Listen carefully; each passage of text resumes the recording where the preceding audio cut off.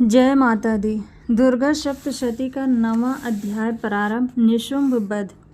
मैं अर्धनारीश्वर के श्री विग्रह की निरंतर शरण लेता हूँ। उसका वड़ बंदूक पुष्प और सुवर्ण के समान रक्त पीत मिश्रित है।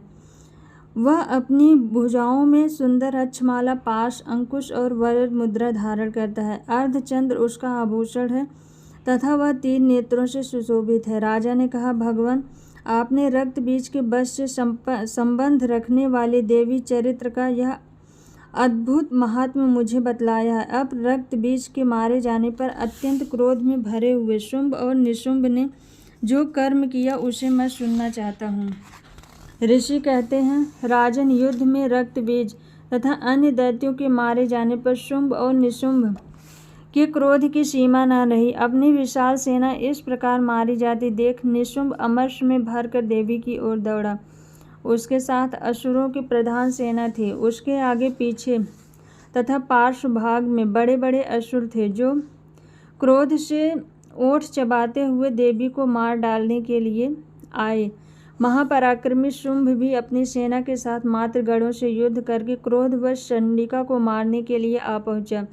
तब देवी के साथ शुंभ और निशुंभ का घोर संग्राम छिड़ गया। वे दोनों दैत्यों मेघों की भांति बाणों की भयंकर वृष्टि कर रहे थे। उन दोनों के चलाए हुए बाणों को चंडिका ने अपने बाणों के समूह से तुरंत काट डाला और शस्त्र समूहों की वर्षा करके उन दोनों दैत्यपतियों के अंगों में भी चोट पहुंचाई।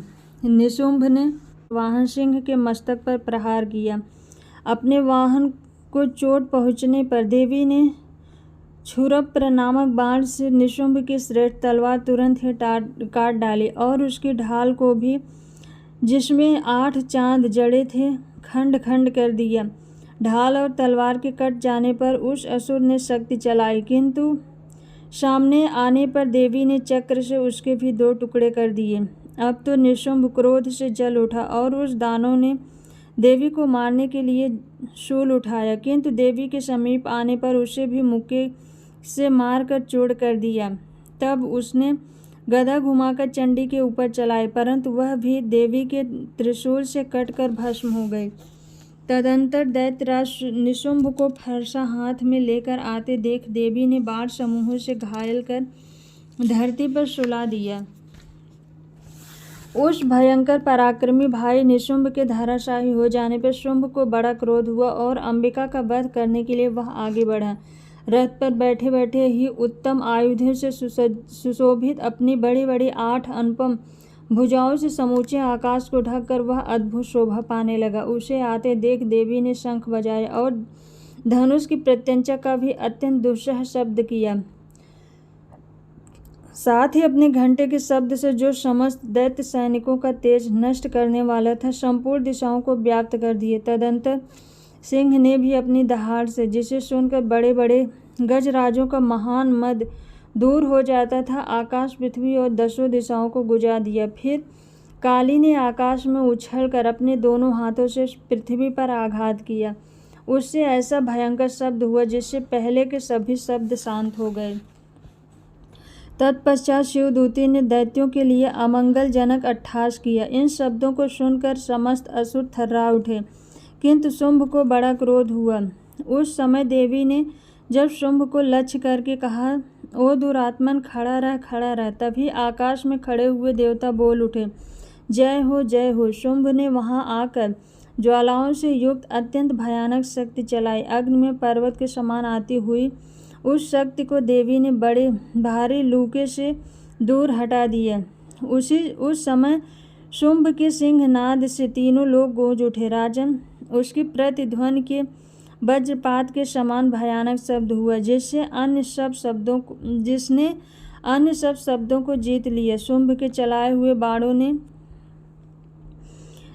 बाणों के देवी ने और देवी के चलाए हुए बाणों के शुंभ ने अपने भयंकर बाणों द्वारा सैकड़ों और हजारों टुकड़े कर दिए। तब क्रोध में भरी हुई चंडिका ने शुंभ को शूल से मारा। उसके आघात से मूर्छित हो वह पृथ्वी पर गिर पड़ा। इतने में ही निशुंभ को चेतना हुई और उसने धनुष हाथ में लेकर बाणों द्वारा देवी काली तथा सिंह को घायल कर दिया। फिर उस दैत्यराज ने 10,000 बाहें बनाकर चक्रों के प्रहार से चंडिका को आच्छादित कर दिया। तब दुर्गम पीड़ा का नाश करने वाली भगवती दुर्गा ने कुपित होकर अपने बाणों से उस चक्रों तथा बाणों को काट गिराया। यह देख निशुंभ दैत्य सेना के साथ चंडिका का वध करने के लिए हाथ में गदा ले बड़े वेग से दौड़ा। उसके आते ही चंडिका ने तीखी धार वाली तलवार से उसकी गदा को शीघ्र ही काट डाला। तब उसने शूल हाथ में ले लिया। देवताओं को पीड़ा देने वाले निशुंभ को शूल हाथ में लिए आते देख चंडिका ने वेग से चलाए हुए अपने शूल से उसकी छाती छेद डाली। शूल से विदीर्ण हो जाने पर उसकी छाती से एक दूसरा महाबली तथा महापराक्रमी पुरुष खड़ी रह कहता हुआ निकला। उस निकलते हुए पुरुष की बात सुनकर देवी ठठाकर हंस पड़ी और खड्ग से उन्होंने उसका मस्तक काट डाला। फिर तो वह पृथ्वी पर गिर पड़ा। तदंतर सिंह अपनी दाढ़ों से असुरों की गर्दन कुचल कर खाने लगा। यह बड़ा भयंकर दृश्य था। उधर काली तथा शिवदूती ने भी अन्य दैत्यों का भक्षण आरंभ कर दिया। कौमारी की शक्ति से विदीर्ण होकर कितने ही दैत्य नष्ट हो गए। ब्रह्माणी के मंत्रपूत जल से निस्तेज होकर कितने ही भाग खड़े हुए। कितने ही दैत्य माहेश्वरी की त्रिशूल से छिन्न भिन्न हो धराशायी हो गए। वाराही के थूथुन के आघात से कितनों का पृथ्वी पर कचूमर निकल गया। वैशुणी ने भी अपने चक्र से दानवों के टुकड़े टुकड़े कर डाले। ऐन्द्र के हाथ से छूटे हुए वज्र से भी कितने ही दैत्य प्राण ढो बैठे। कुछ असुर नष्ट हो गए, कुछ उस महायुद्ध से भाग गए तथा कितने ही काली, शिवदूती तथा सिंह के ग्रास बन गए। दुर्गा सप्तशती का 9वां अध्याय समाप्त हुआ। बोलो माता दुर्गा की जय।